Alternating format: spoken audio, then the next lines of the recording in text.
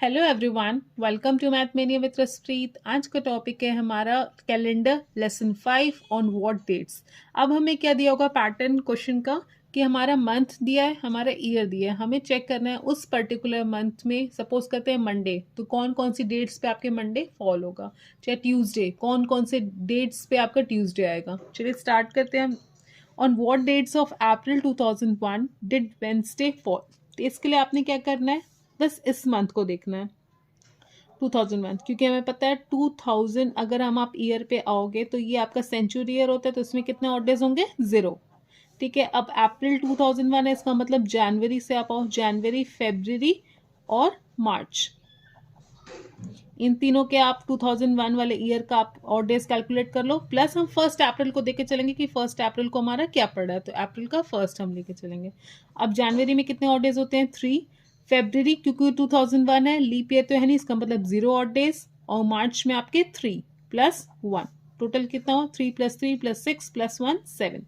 जब इस 7 को आपने 7 से डिवाइड किया, कंप्लीटली हो गया, मतलब 0 आपका रिमाइंडर है, इसका मतलब 0 ऑड डे। 0 ऑड डे किसको बताता है, संडे को। तो संडे का मतलब हो गया जो आपका फर्स्ट अप्रैल था वो आपका संडे था।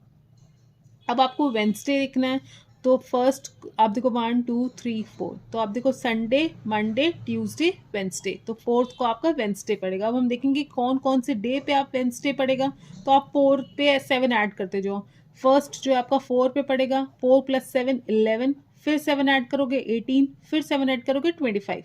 तो हर 7 ऐड करने पे आपको पता चल जाएगा कौन कौन सी डेट्स पे आपके वेंसडे फॉल करें। नेक्स्ट क्वेश्चन है हमारा, on what dates of May 1945 did Saturday fall. तो आपने क्या करना है, फिर जो पुराने मेथड्स हम करते थे हमने फिर सॉल्व करना है। तो इसको क्या लिख सकते हैं आप, 1600 प्लस 300 प्लस 44 प्लस आप जनवरी से लेकर अप्रैल तक आओगे, प्लस फर्स्ट ऑफ मे हम लेके चलेंगे, क्योंकि फर्स्ट ऑफ मे को हम देखेंगे कौन से डे हमारा आता है। 1600 में कितने ऑड डेज होते हैं, 0। 300 में कितने ऑड डेज होते हैं, 1। अब 44 ईयर्स को आप देखो तो 4 11 मतलब 11 लीप ईयर है आपके, और रिमेनिंग कितने हुए, 33 आपके ऑर्डिनरी ईयर्स हुए। अब आप देखो जनवरी में कितने ऑड डेज होते हैं, 3। अब आपका 45 आपका लीप ईयर तो है नहीं, इसका मतलब फरवरी में आपके 0 ऑड डेज, फिर मार्च में 3, अप्रैल में 2, और हम फर्स्ट ऑफ मे को देख रहे हैं तो यहाँ पे हम 1 लिखेंगे। अब इसको आप करो 1।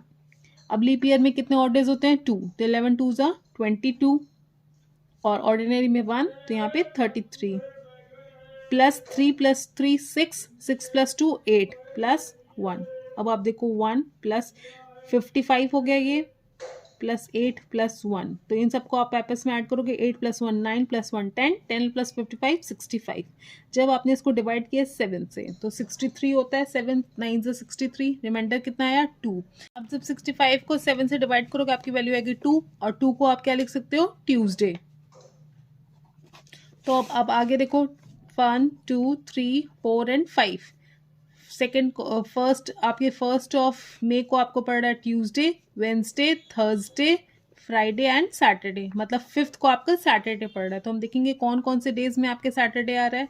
फिफ्थ प्लस आपने 7 ऐड किया 12, फिर 7 ऐड किया 19, फिर 7 ऐड किया 26, तो इतने डेज पे आपके इस डेट पे आपका Saturday fall. Dates of June 1764 date Monday fall.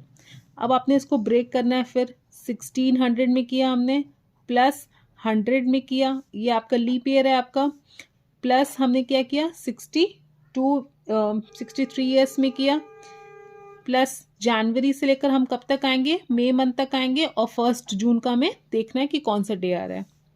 फिर आपको पता है कि 1600 वाले सेंचुरी ईयर में आपके कितने ऑड डेज होते हैं, 0 होते हैं। जब हमने 100 देखा तो उसमें 5 ऑड डेज होते हैं। अब 63 को आप ब्रेक करो तो 4 15 टाइम्स, मतलब 15 आपके लीप ईयर्स तो होंगे, बाकी कितने बचा, 48 ईयर्स बचा, तो 48 आपके ऑर्डिनरी ईयर्स।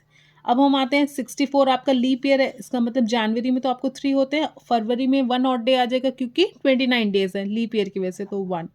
फिर आप आओ मार्च में 3, अप्रैल में 2, मई में 3, और हमें जून से मतलब है तो हमने +1 कर दिया जून का।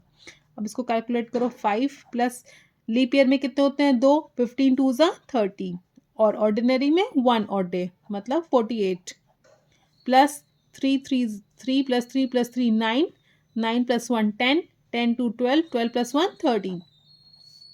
अभी सबको आप ऐड करो, 5 + 13 हो गया आपके 18 प्लस ये हो गया आपका 78। 18 + 78 करो, 8 8 16, यहाँ पे क्या रह गया 7 + 1 8 + 1 9।